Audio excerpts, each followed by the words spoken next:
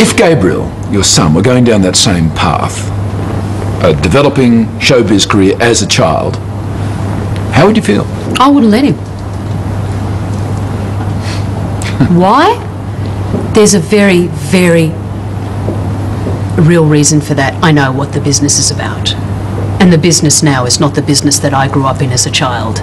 It's toxic. I'm sorry. It's a completely different ball game. So, am I really prepared for Gabriel to be a part of it? I will never stop Gabriel from pursuing a dream. He's Gabriel. He's not Tina Arena's son. That's why he would never have my name. I would never burden my beautiful boy with that.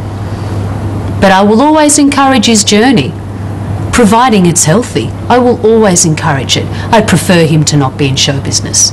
Is this a journey you have to make by yourself, or were you able to lean on people's shoulders? Oh, good question. We need to be able to rely on honourable shoulders to lean on. And that's part of the trick of this trade. Discernment, which is a word that not many people really speak about. Unless you surround yourself in the right, honourable environment, it can be a roller coaster ride that you'll never forget. So it's more than just trusting yourself professionally, it's trusting yourself personally too, is it? I don't really think I kind of feel as though turning 40 has really made me come into my own. Good thing.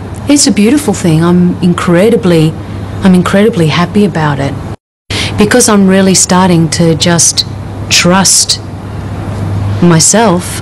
I feel like I'm really starting to scratch the surface from a creative perspective as well. You know, it's really an interesting time for me. Well, Tina, we've spent a lot of time talking about music, but we haven't talked much about you on stage in musicals, which is a big chapter of your life.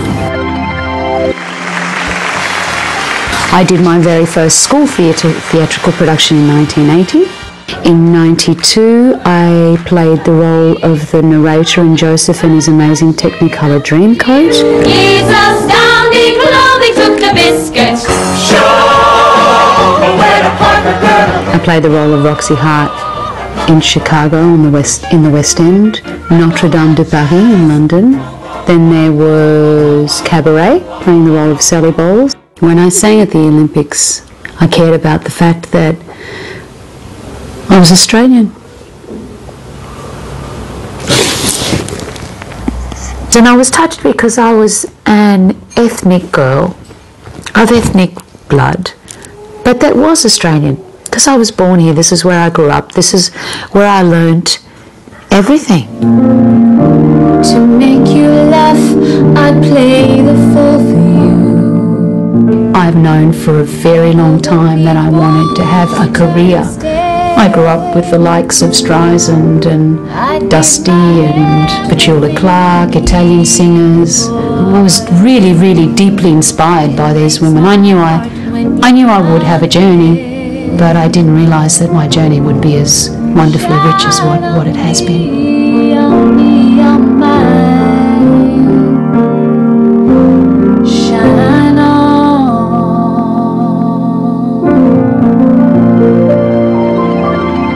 So does all of this rest relatively easily on your shoulders as you've grown up, matured, sorted life out? Nothing ventured, nothing gained, Peter. That's the way I look at it.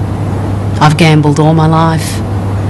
I just try and gamble with quality as opposed to quantity. I try and gamble with things that have a substance. That's why I gamble. But I ain't going to gamble with just anything. I gamble with what I believe in, something that's noble. That I'll go for it, absolutely. Tina, it's been great talking to you. Thanks, likewise. Thank you. You're welcome.